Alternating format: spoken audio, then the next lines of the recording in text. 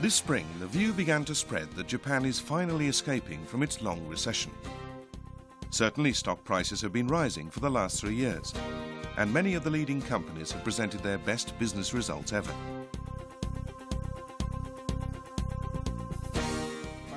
Thanks to everyone's efforts, we have achieved record high profits.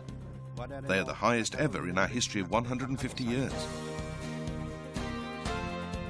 Actually, some economists even believe that the economy started to recover in 2002, and Japan will soon have experienced its longest period of post-war economic prosperity. But uncertain voices like, "I don't think it's recovered," "Some sectors are picking up but it's uneven," and "I think there'll be another recession," can still be heard. Some people think like that because Japan has never had such a long recession before. The sluggish state of the Japanese economy that has lasted for more than 15 years was triggered by a major slump in stocks and land values in 1990. As much wealth was lost at that time as in the Great Depression of 1929.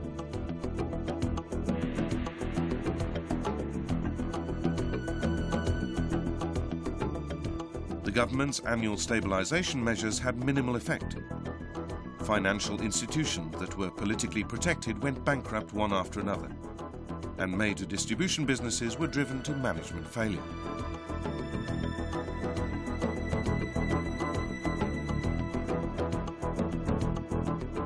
Many middle-aged and young workers lost their jobs. The pessimistic view that the Japanese economy would never recover grew ever stronger.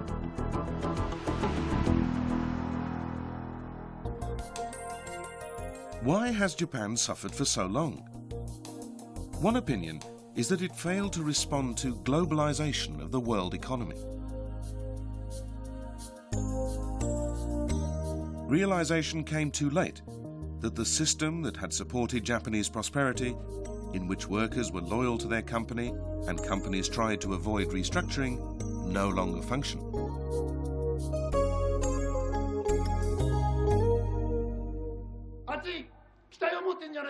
The government finally grasped the mistake. It took measures to spend public funds to clear bank debts and launched reform of public industries which have often been criticized for their waste, such as the postal service and highway construction. Some private companies carried out drastic measures to strengthen their management, including inviting foreigners as chief executive officers. Large-scale restructuring was carried out, and in more than 50% of companies today, over half the employees are part-timers. Japanese society has dared to undergo unprecedented changes for the purpose of economic recovery.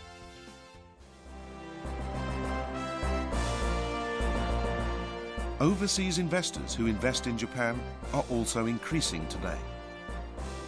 It seems sure that the Japanese economy has escaped from its worst period and is about to move on to a new and more prosperous stage.